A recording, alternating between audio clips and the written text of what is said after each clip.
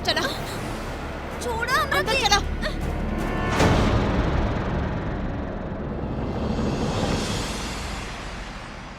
अभिमन्यु, ये का चला था घर में? कहूं बहू के दिमाग खराब तो ना हो गई? कबो तो आर माँ से वो उल्टा सीधा बात करेली, सिया के दोस्त के थप्पड़ मारेली, ये सब का होखा था घर में? कहूं ओकर मन में अलग रहे के खुराफात तो नहीं के चलत? पता करा। जी।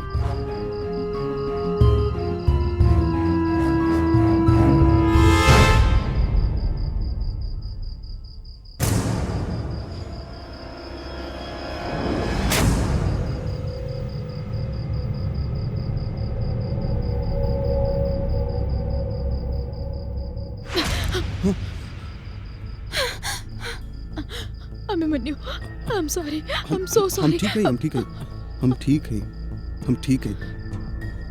तोहरा पे जे बीतल बाऊ, तोहरा अलावा कोई जान ना सकेला। आई जस्ट वांट टू टेल यू दैट हम हई तोहरा से। हम सोचत रहे दुख जाओ बाटे से कम होला ना। अब हमनी घर पे तो केहू से बात नहीं की कर सकत। का हमनी एगो काउंसलर के पास चली? हमरा के केहू से बात नहीं के करे के। हमरा दुख से ज्यादा ना गुस्सा बा कि हमार जिंदगी बर्बाद हो गई और वो तीनों के तीनों खुला घूम रहल बाड़े।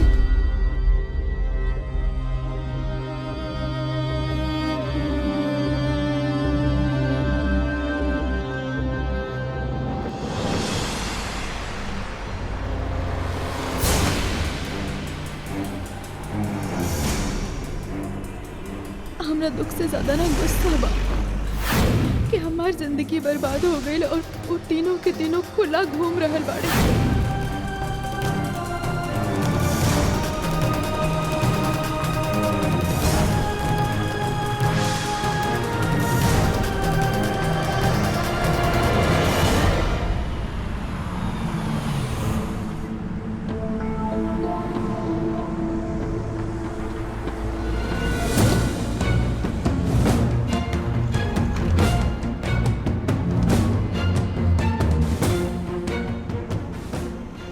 अबे बगैर हेलमेट के घूम रहल बड़ा, लाइसेंस तोरा पास नहीं खे, ट्रिपल सीट अलग से घूम रहल बड़ा। कि हमार जिंदगी बर्बाद हो गई और वो तीनों के तीनों खुला घूम रहल बाड़े। कानून नाम के चीज बाकी ना? अरे बिल्कुल बा सर, कहने के कानून। लाइसेंस कहाँ बा? लाइसेंस निकाल।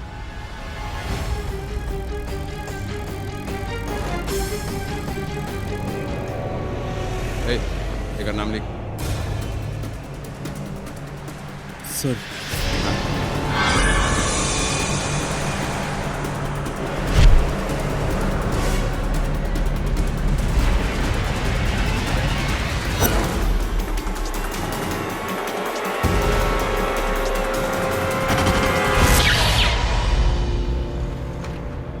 अरे अभिमन्यु भाई, यहाँ कैसे? सब ठीक बा? हाँ हाँ अभिमन्यु भाई, कोनो बात बतावा, साहब अपने बने। हाँ और का बतावा। ये गुस्सा ना अपना जेब में रख, समझ ले। ये वीडियो देखता रे, ये वीडियो तोर बीबी के हा। अगर तू मुंह खोल ले ना तो ये वीडियो हर केहू के मोबाइल में हो। जी कहीं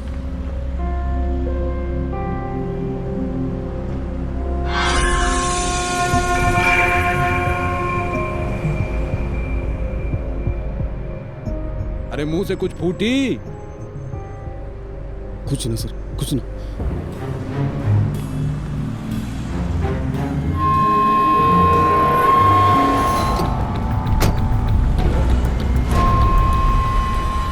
ठीक बा, चल चल चला चला।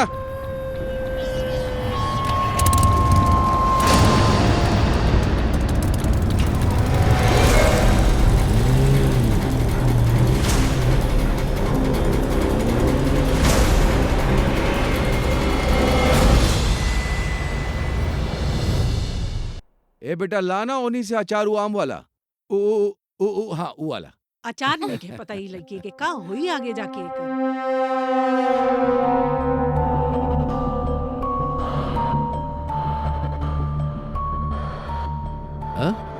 अभी अभी अभी रहे ना, ये अच्छा वाला तबीयत बिगड़ल है।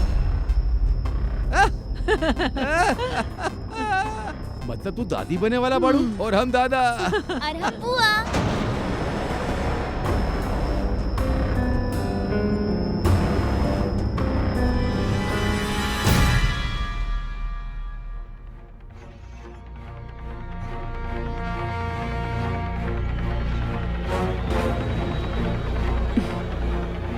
शी इज प्रेग्नेंट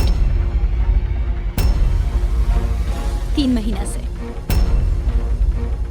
बाकी के टेस्ट हमनी कल कर ले।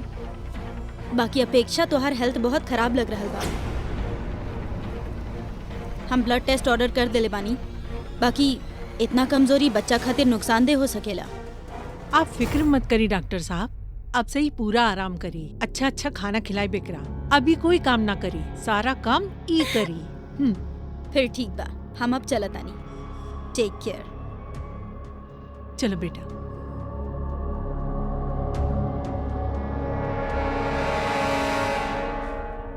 हमरा ये बच्चा ना चाहिए।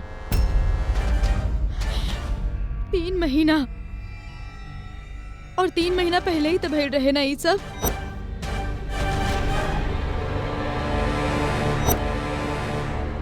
हमरा ये बच्चा ना चाहिए। अपेक्षा शांत हो जा, हम कुछ करता नहीं। सब हमरे गलती बा। हम इतना खोल रहत रहनी काम में कि हम ध्यान न देनी। हमरा से इतना बड़ गलती कैसे हो सकेला? तू बहुत स्ट्रांग बाड़ू, ठीक बा? तोरा साथ जे भइल बा ओकर बावजूद तू बहुत स्ट्रांग बाड़ू अपेक्षा। खुद के मत कोसर कर प्लीज। हमने कोई न कोई रास्ता निकाल।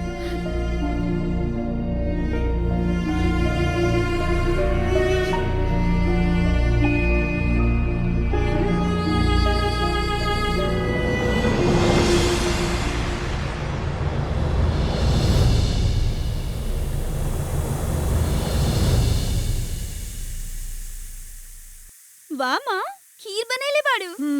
हमरा के भी खाए के बा। बिल्कुल ना, ये हम अपन बहू खातिर बनई लिया। एक बार ऊ खा ले, बच्ची फिर तू खा लिया। बड़ा प्यार आ रहल बा सबके भाभी पे। का बात बा? बात तो तेरा पता है ना पगली।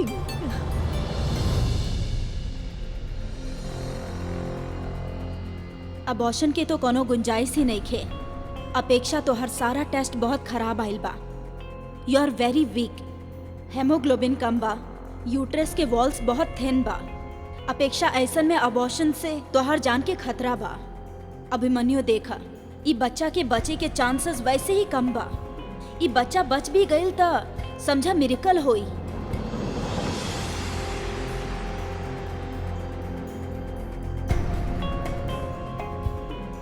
अभिमन्यु, हमने ये बच्चा के साथ सही ना कर पाई। अपेक्षा ऐसा मत कह प्लीज। तू सुन लू ना डॉक्टर का कहली, अगर ये बच्चा बच गई तो मिरेकल होगी। तो समझ जा कि अगर ये बच्चा सच में बच गई तो ये हमनी के बच्चा होगी। अब अगर ना बचल तो भगवान खुद फैसला कर दिले। पर अभिमन्यु, अपेक्षा में बच्चा के का गलती बा? हमरा पूरा यकीन बा कि हमने अच्छा माता पिता बना, ठीक बा? और हम तोहार हेल्थ के साथ बिल्कुल रिस्क ना ले सकता नहीं, कबो ना।